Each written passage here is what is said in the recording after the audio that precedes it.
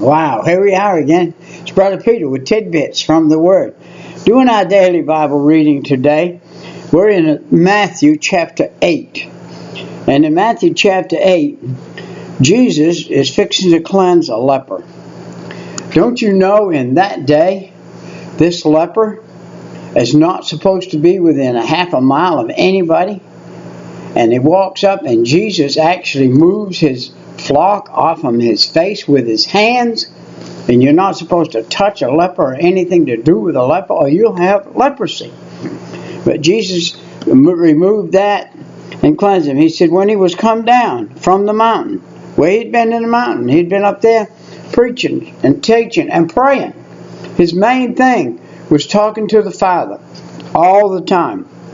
And there was a great multitude that followed him off from the mountain. And behold, there came a leper and worshipped him, saying, Lord, if thou wilt, thou can make me clean. And I'm telling you what, this is amazing. Jesus had this power. And Jesus put forth his hand and touched him. Wow. There isn't anybody within 40 miles of a leper would touch a leper. I guarantee it. And said, I will, be thou clean. And immediately his leprosy was cleansed. And Jesus said unto him, see thou tell no man, but go thy way, and show thyself to the priest, and offer the gift that Moses commanded for a testimony unto them. And he says, see thou tell no man. To me, I thought that was comical. And when he healed those two blind men, and he said, now don't tell anybody. And then they went out and told everybody. And then, so Jesus heals the centurion's servant. And when Jesus was entered into Capernaum, there came unto him a centurion, beseeching him. By the way, the centurion didn't talk with the Jews. They weren't Jewish. They were of the Roman group, and but he walked up and talked with Jesus, and saying, Lord, my servant lieth at home sick of palsy, grievously tormented. And Jesus said unto him, I will come and heal him. The centurion answered and said, Lord, that's the first big, good word, Lord. Have you said Lord today? Have you said, Lord, it's me this morning, I'm up. Or today, this afternoon, it's me this afternoon. Lord, I really need your guidance today. I need something from you today. And I'm asking you for it. And ask him what it is that you need. And I am not worthy that thou shouldest come under my roof. But speak the word only, and my servant shall be healed. For I am a man under authority, having soldiers under me. And I say to this man, go, and he goeth. And unto another, come, and he cometh. And my servant, do this, and he does it. Jesus heard it, and he marveled, and said to them that followed, verily, verily, I say unto you, I have not found so great a faith, no, not in Israel. And I say unto you, that many shall come from the east and from the west, and shall sit down with Abraham and Isaac and Jacob in the kingdom of heaven. Woo! Those many are us. Those many are us. Many will come outside of the Israelites. This is what he's saying. He's talking to the Israelites here. He's saying this guy is a Roman, and he's got more faith than you have. And he said, after I go to the cross, then all the Gentiles can come in. And they can come in by saying, Jesus, I am a sinner. Forgive me of my sin. Come into my heart and save my soul. When you say that, you're in. You don't have to be an Israelite. You can be any nationality on earth. But the children of the kingdom shall be cast out into utter darkness, and there shall be weeping and gnashing of teeth. What is he saying here? He's saying, you Jews who refuse me, you Jews who are going to put me on the cross, you Jews who are going to deny that God is using a new plan now. And the old plan, the Old Testament, and the old law is fixing to be put away. And there's going to be a new law in town. And it's kind of like if you or I came down every day and there's a stop sign in the morning we leave the house. And that stop sign is there. And then one day you come down, the stop sign is not there. And you look up and there's a light. And the light says green, red, and yellow. And when it's green, you go. And when it's yellow, you're in caution. And when it's red, you stop. That's the stop sign. It took the place of that metal stop sign, and now it's up here. This is what Jesus did. He took the place of the law, the old stop sign, the law. And he took the place and he said, now you look at me and you ask this question, and I'll tell you when to stop, when to go, and when to use caution. And that's what the Bible is telling us. That's what Jesus tells us in the Bible. And when Jesus heard it, he marveled and said unto them that followed, verily, verily, unto you I have not found so great a faith, not in Israel. Wow, man, that was a slam. That was a slam. They ought to have said, look, we need to shape up. We need to do something. And I say unto you that many shall come from the east, from the west, and shall sit down with Abraham and Isaac and Jacob in the kingdom of heaven. That is anywhere but Jerusalem. Listen, that's outside of Israel. Go to the east of Israel, go to the west of Israel, go to the north, go to the south. We're one of those people in that I don't know from here where Israel, what direction it is, but we may be in the west. But we're ones grafted in. We are grafted in to what was promised to the Israelites. But the children of the kingdom shall be cast out into utter darkness, and there shall be weeping and gnashing of teeth. The only children that will be cast out will be those that do not accept.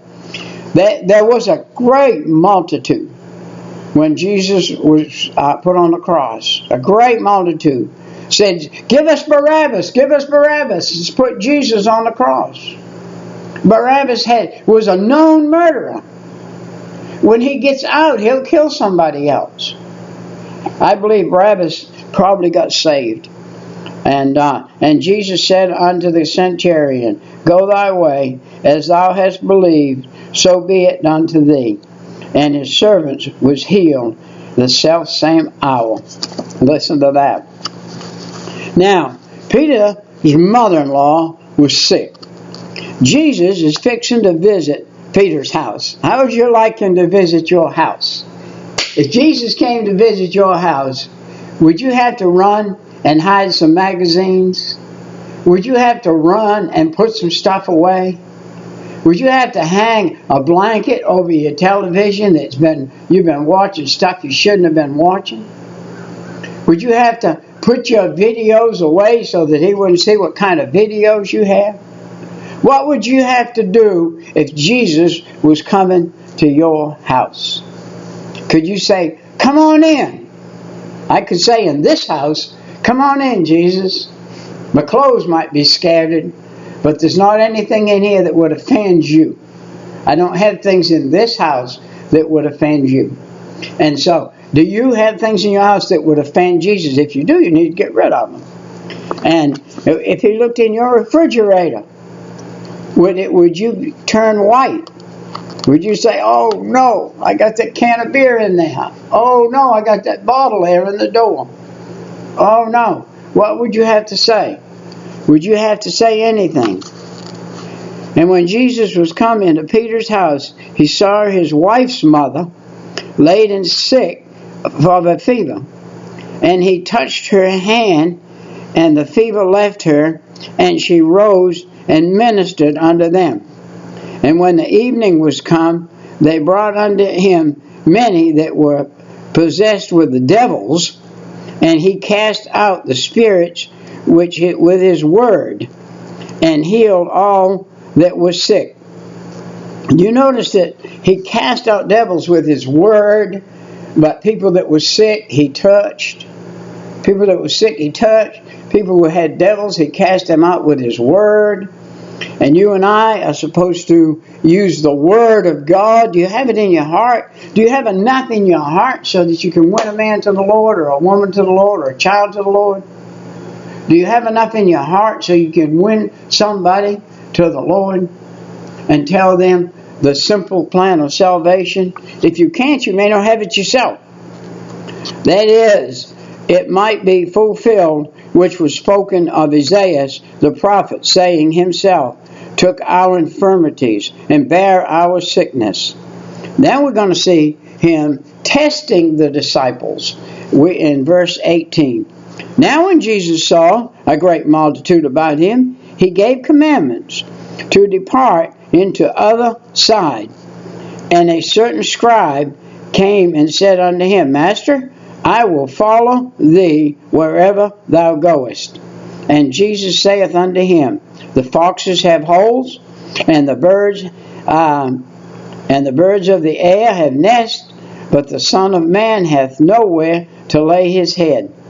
And another of his disciples said unto him, Lord, suffer me first to go and bury my father. Jesus said unto him, Follow me, and let the dead bury the dead. Wow. Jesus is fixing to still the wind and the waves. And those disciples are going to say, what manner of man is this that can control the sea, control the ocean, can control the weather? And watch this. This is interesting. How would you like to have been with Jesus in that day? Wow. And when he was entered into his ship, his disciples followed him. And behold, there arose a great tempest in the sea, insomuch the ship was covered with the waves, but he was asleep. And his disciples came to him and woke him, saying, Lord, save us, we perish. And he said unto them, Why are ye fearful, O ye of little faith? Then he arose and rebuked the wind and the sea was calm. And the sea had a great calm. Not just was calm, it was a great calm. It was like glass. Smooth as glass. A great calm. Nothing. No ripples, no waves, no nothing. Wow. But the men marveled, saying, What manner of man is this, that even the wind and the sea obey him? Now, Jesus is fixing to cast some demons out of a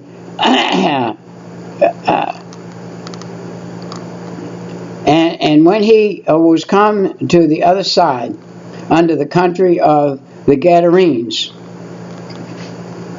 and there met him two possessed with devils, come out of the tombs, exceedingly fierce, so that no man might pass by the way. And behold, they cried out, saying, What have we to do with thee, Jesus, thou Son of God? Art thou hither to torment us and be for them? And there was a good way off from them, and herd of many swine feeding. So the devils besought him, saying, If thou cast us out.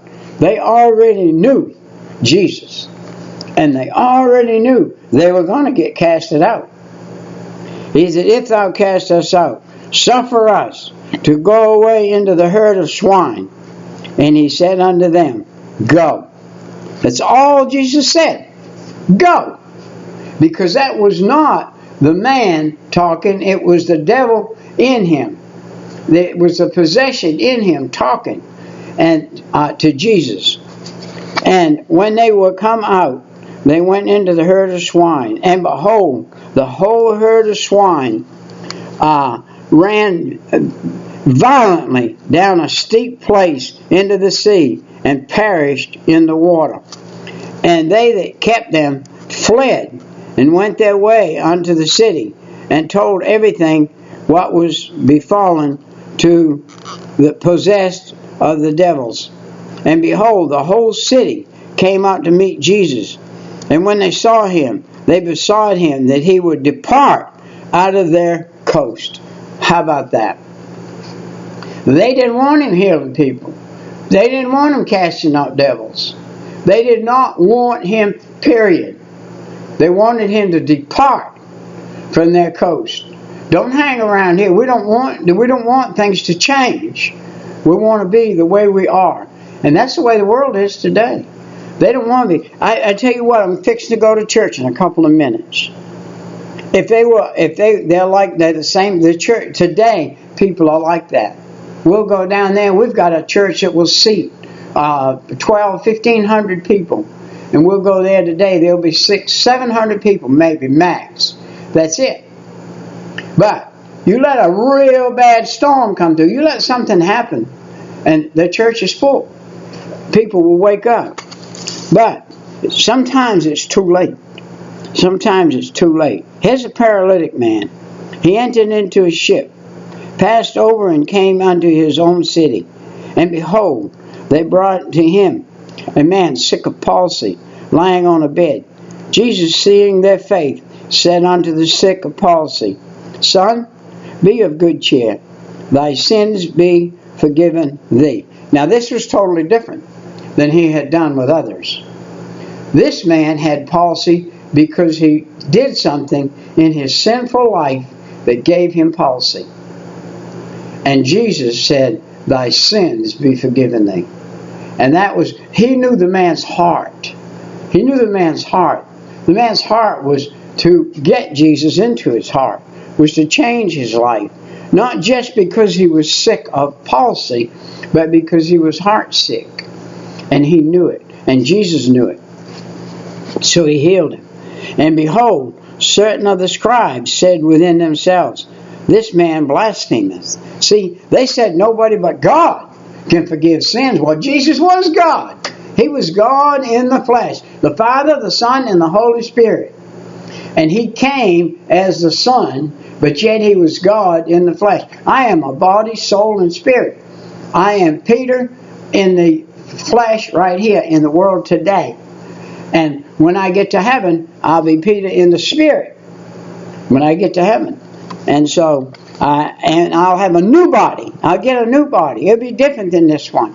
It'll be a body that'll live forever. It may be just like this one. Do you know that the Old Testament fellows lived, one of them lived to be 900, almost 1,000 years. And many of them lived to be 700 and 800 years. And by the way, what is odd about that? At 600 years, 700 years, some of them were still having children. How about that? And Jesus, knowing their thoughts, said, Wherefore think ye evil in your hearts? Man, I love that. And I've got this all on film. And a good film of it. And Jesus said that, and they said, Man, we didn't say nothing. We didn't say a thing. He knows what we're thinking. For whether it is easier to say, Thy sins be forgiven thee, or say, Arise and walk. But that ye may know that the Son of Man hath power on earth to forgive sins.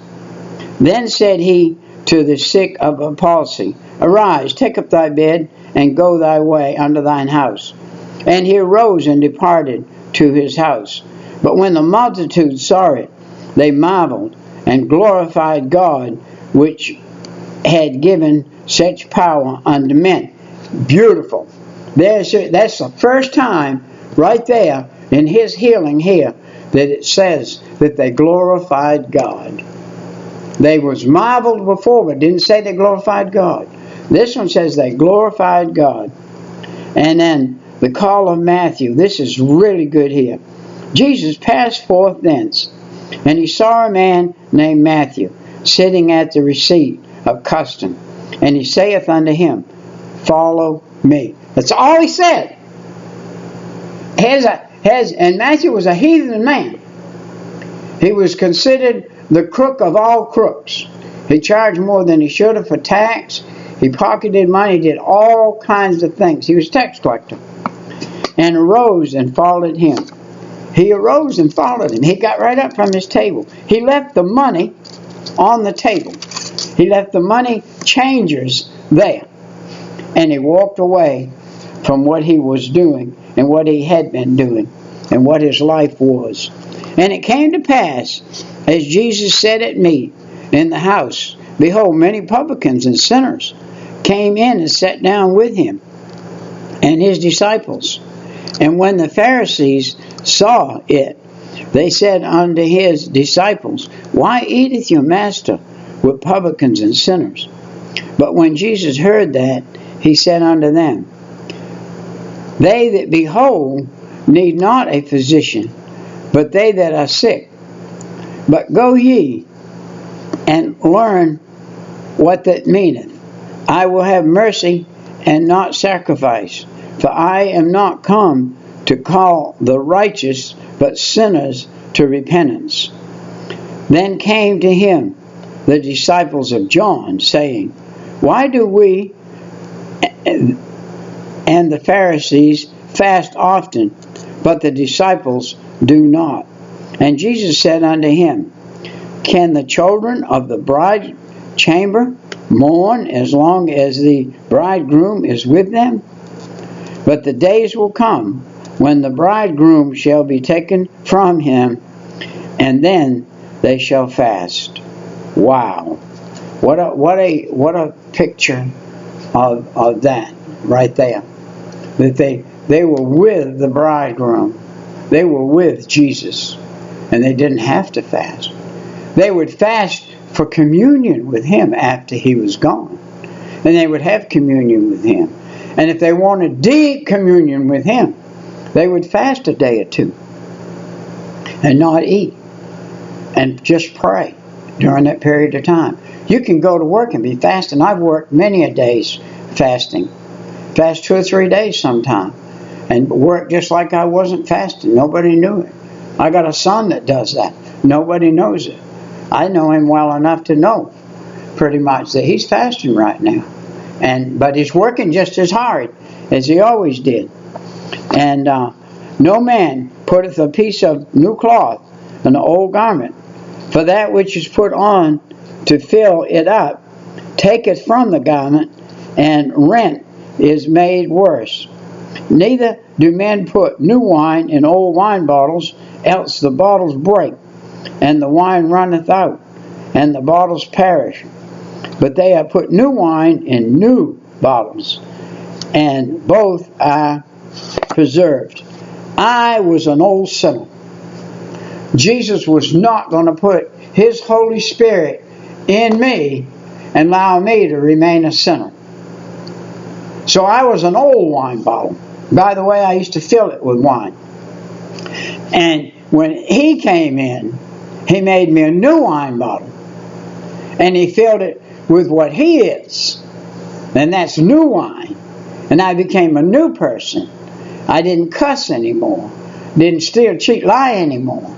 The things were left me that I was what I was. And I became a new man. Look at this, the parable of the cloth. No man putteth a piece of new cloth into an old garment, for that which is put in to fill it up taketh from the garment, and rent and made it worse. Neither do men put new wine in old wine bottles. And then we come down and he says, While he spake these things unto them, behold, there came a certain ruler, and worshipped him, saying, My daughter is even now dead, but come and lay thy hand upon her, and she shall live. And Jesus arose and followed him, and so did his disciples. And behold, a woman which was diseased with an issue of blood 12 years came behind him, touched him of his garment. For she said within herself, If I can but touch his garment, I shall be whole. But Jesus turned him about, and when he saw her, he said, Daughter, be of good comfort. Thy faith hath made thee whole. And the woman was made whole from that hour. And when Jesus came unto the ruler's house, he saw the... I'm going to stop right there a minute, and let's go back to the lady. Here's a lady with this bad issue. She's in the crowd. She's sitting against the wall there. She can't really get up and go. And Jesus passes by, and she says, "That's Jesus." And she scrambles on her knees up and gets close enough to him, just with her fingertips, just touch the edge of his robe. And her faith made her whole. She had the faith that she would be made whole. And she took from Jesus that what he had and was made whole.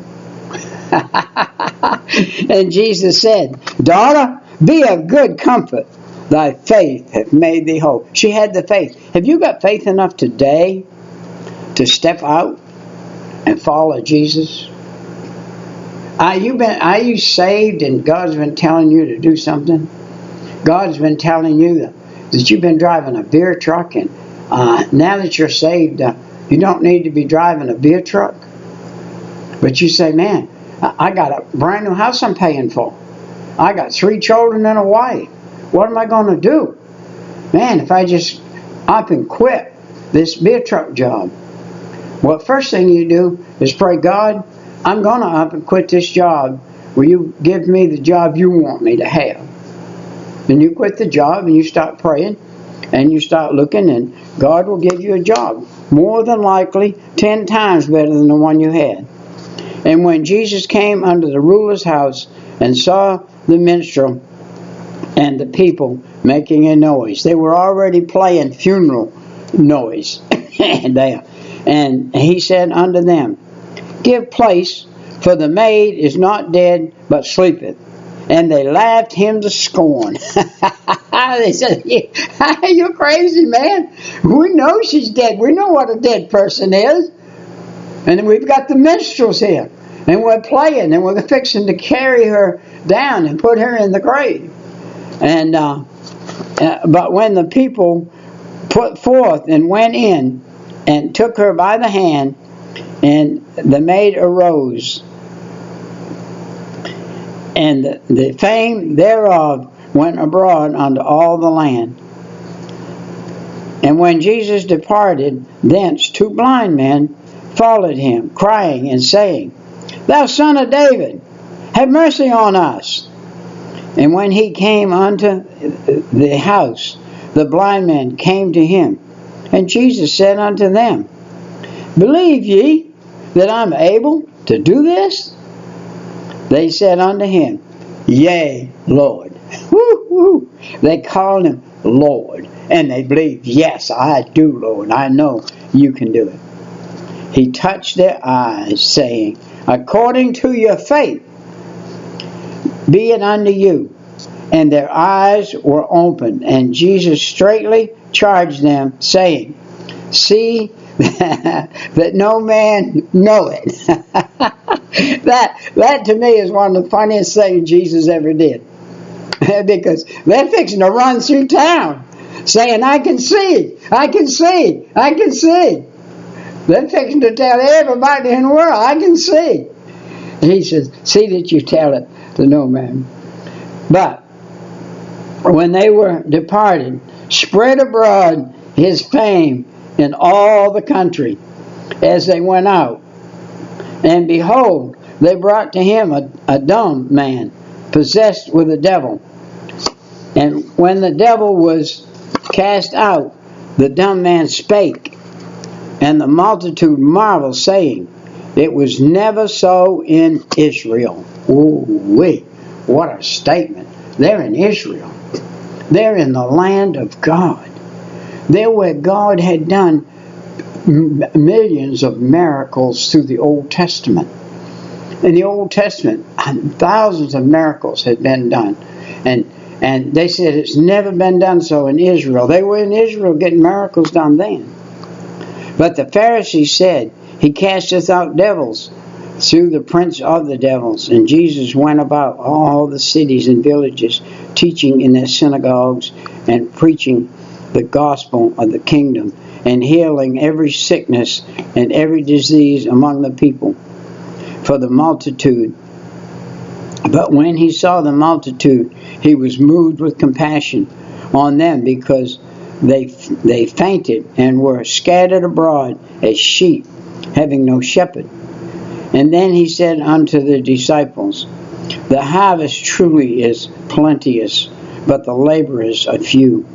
Pray ye the Lord for the harvest, that he will send forth laborers unto his harvest. And that's the end of chapter 9 of Matthew. And we're going to call that just very good. It fell right on 30 minutes. And we're going to call that it. And we will see you next time. Right. Bye-bye.